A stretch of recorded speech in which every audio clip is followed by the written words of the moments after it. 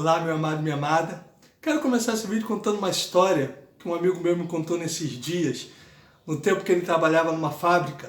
Sempre que acabava o expediente, o pessoal ia para o vestiário tomar banho para ir para casa. Sempre rolava aquela resenha, aquela zoeira.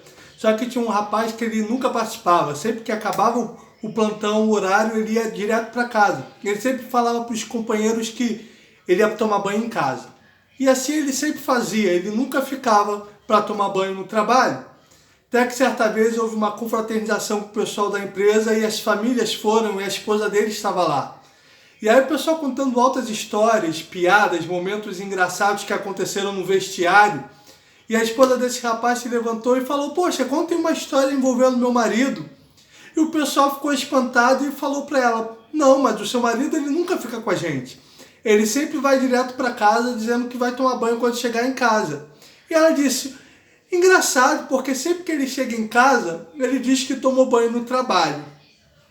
Ou seja, esse rapaz ele não tomava banho. Ele não tomava banho no trabalho e dizia para o pessoal que ia tomar banho em casa. E não tomava banho quando chegava em casa porque dizia que tinha tomado banho no trabalho. Ou seja, ele estava sempre sujo, mas aparentando para as pessoas estar limpo. Isso me lembrou alguns versículos que eu quero compartilhar com você. O primeiro se encontra em Marcos, capítulo 11, que começa no verso 12, que diz assim: "E no dia seguinte, quando saíram de Betânia, ele, o Senhor Jesus, teve fome. E avistando de longe uma figueira que tinha folhas, foi ver se talvez pudesse encontrar nela algum fruto. E chegando até ela, nada encontrou senão folhas, porque ainda não era tempo de figos. E Jesus respondendo, disse à figueira: Nenhum homem coma fruto de ti, daqui em diante para sempre. E os seus discípulos ouviram isso. E no desenrolar do texto de Marcos vai dizer que no dia seguinte eles viram e a figueira estava seca. Esse texto sempre me chamou a atenção desde que eu era criança. E eu nunca entendia o porquê da revolta de Jesus e de amaldiçoar a figueira, se o texto diz que não eram tempos de figos. Até que eu cresci e fui estudar esse texto e pude entender que tem um detalhe nesse texto que chama muita atenção, que Jesus, ao ver a figueira de longe, viu folhas nela. E haviam figueiras que elas davam frutos um pouco antes do tempo, amadurecia antes da hora de dar frutos. E qual era a característica delas? Elas davam folhas. Quando uma figueira tinha folhas, ela indicava que ela tinha frutos. Jesus, ao ver aquela figueira de longe com folhas, a mensagem que aquela figueira passava para as pessoas é: podem vir até mim que vocês acharão frutos. Porque quando a figueira não tinha frutos, ela ficava seca. Jesus foi até ela e não achou frutos, e por isso ele se revolta e amaldiçoa aquela figueira e diz: ninguém mais coma fruto de ti. Se tem uma coisa que a gente aprende com o Senhor Jesus no seu ministério é que ele odiava a hipocrisia. Esse era o grande embate dele com os fariseus. Mateus 22, a partir do verso 28, diz assim... Mateus 23, a folha que vou. Mateus 23, a partir do verso 25, diz assim: Ai de vós, escribas e fariseus, hipócritas, pois que limpais o exterior do copo e do prato, mas o interior está cheio de rapina e de iniquidade. Fariseu cego, limpa primeiro o interior do copo e do prato, para que também o exterior fique limpo.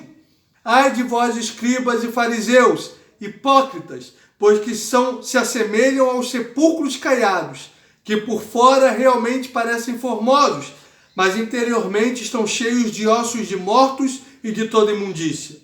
Assim também vós exteriormente pareceis justos aos homens, mas interiormente estáis cheios de hipocrisia e de iniquidade.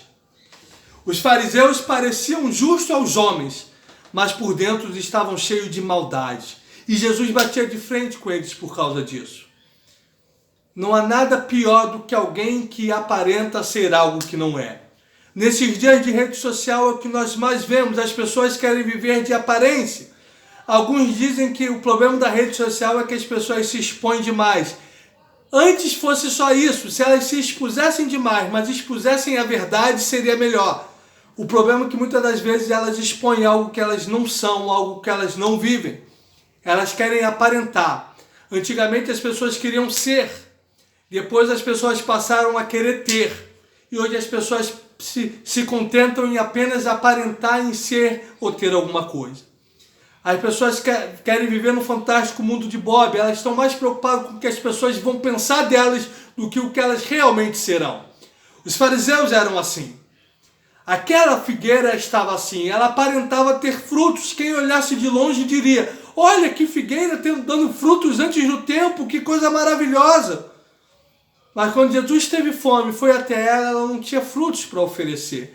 E muitos estão assim na igreja, vivendo de aparência, de hipocrisia, aparentando para as pessoas uma espiritualidade, aparentando para as pessoas um relacionamento com Deus que elas não têm. Quando eu ouço a maioria das canções de hoje, eu vejo que hipocrisia. Demonstram ter uma intimidade com Deus que na verdade não tem, porque os seus frutos mostram isso. Jesus disse que seremos conhecidos pelos frutos e não pelos dons. É fácil botar uma roupa de religioso. É fácil ter um linguajar religioso. Mas e a mudança no interior, a mudança no coração, a mudança de vida, os frutos, o amor, o perdão, a benignidade, a longanimidade, a paciência, a alegria, a fé, isso é fruto do Espírito. Precisamos olhar para a nossa vida e ver se não estamos sendo contaminados por isso. Se não estamos preocupados demais em viver de aparência. Se não estamos igual Saul, que quando Samuel foi repreendê-lo, disse: vem e me dá honra diante dos anciãos. Saul em nenhum momento expressou arrependimento. Enquanto Davi, quando foi confrontado pelo profeta Natan pelo seu pecado, ele se arrependeu e disse: eu pequei contra o Senhor. Que Deus nos livre da síndrome de Saul, da síndrome dos fariseus, dos hipócritas que estavam mais preocupados em ser vistos pelos homens do que agradar a Deus. Que possamos dizer, como Paulo diz aos Gálatas: eu sou servo de Deus e não de homens. Como Pedro e João disseram perante o Sinédrio: nos importa obedecer a Deus do que aos homens.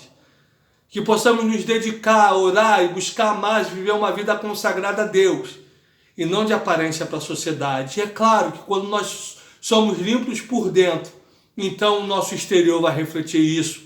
Conforme disse Jesus: para que vejam as vossas boas obras e glorifiquem ao vosso Pai que está nos céus. Quando formos cheios da presença de Deus, então seremos luz nesse mundo que está em trevas. Mas precisamos começar por dentro. Precisamos nos arrepender de verdade, precisamos nos converter de verdade.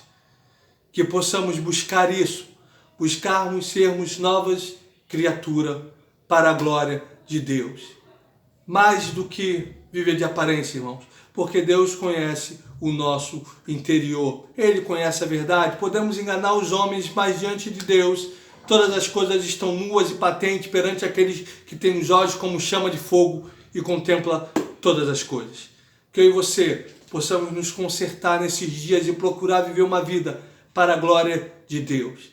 E aí sim, nós vamos fazer a diferença no nosso trabalho, na nossa faculdade, onde estivermos, as pessoas verão Cristo em nós.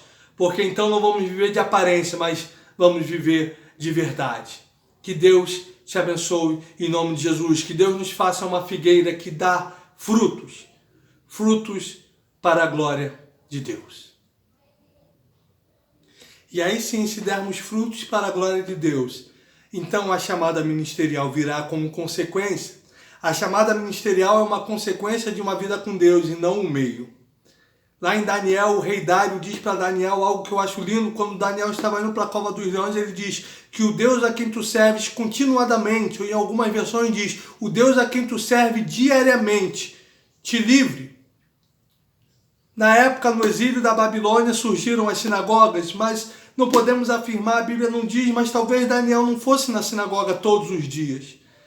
Na verdade, a Bíblia não mostra Daniel ocupando nenhum cargo eclesiástico. Daniel se torna profeta para nós depois pelo seu livro que ele escreveu. Mas o rei Dário diz, o Deus a quem tu serves continuadamente. O rei Dário não era cristão, não era hebreu, mas ele via em Daniel esse temor e essa obediência e essa vida dedicada a Deus. Que as pessoas vejam em nós uma vida dedicada continuadamente a Deus. E não só na igreja, não só quando vamos ao templo, irmãos. Servir a Deus é muito além disso. Servir a Deus, ser um cristão, dar frutos, não tem nada a ver com ter um cargo ministerial. Nem todos serão pastores, diáconos, presbíteros, mas todos nós fomos chamados para dar frutos. E nós precisamos entender isso. Eu vejo que nós estamos distantes dessa realidade, principalmente na oração pelas crianças. Sempre que se vai orar pelas crianças, se diz que dessas crianças se levantem músicos, pastores, presbíteros, diaconisas, missionários. E não que isso seja errado, isso é uma bênção, mas não é só assim que serviremos a Deus. Deveríamos orar para que essas crianças sejam homens e mulheres de Deus, que sejam relevantes na sociedade, que no trabalho, na escola, em casa, no meio da vizinhança, onde eles estiverem, eles sirvam a Deus.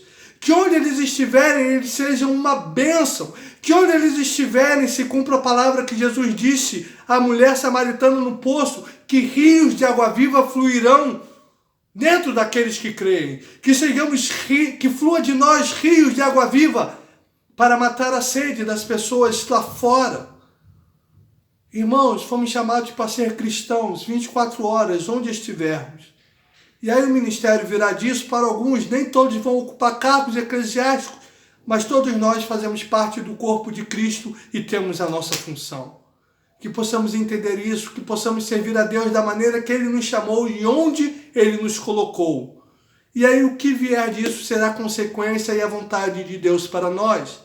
Mas independente de cargos, independente do que fazemos no culto, no templo, nós somos chamados para ser um cristão e para dar frutos para a glória de Deus. Que Deus te abençoe, em nome de Jesus.